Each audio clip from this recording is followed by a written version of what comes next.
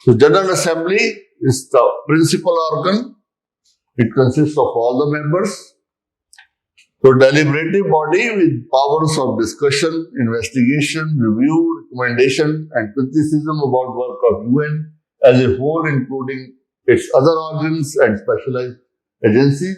What are those specialized agencies of UN? Can you name a few? UNESCO,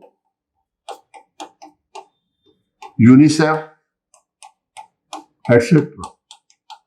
These are specialized agencies. Then power of discussion, recommendation in relation to maintenance of international peace and security, direction and supervision of international economic and social cooperation, supervise international trusteeship system, non-self-governing territories, consideration, and budgetary and financial powers. Then powers of admitting this, to adopt amendments to the charter. These points you please note down, because sometimes if there is a question on functions of General Assembly, you will have to mention all these points. So Secretary General also is elected by General Assembly. Then adopt international convention. What is this? International conventions are nothing but what? They are treaties, international treaties. So those treaties are to be, I had told you when we were discussing treaties that they are to be submitted to United Nations.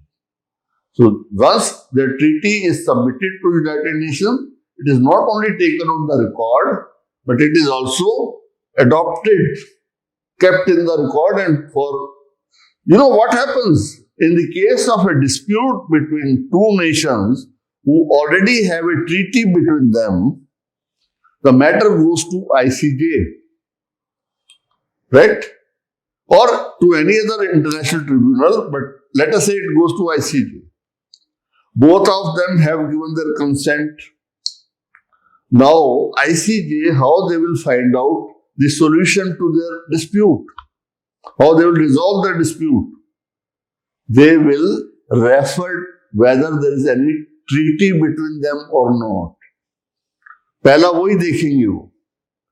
In the absence of a treaty, they will go to other sources. Apply customary law or apply any other. But first thing, what the ICJ judges will see is whether there is a treaty on this dispute or not.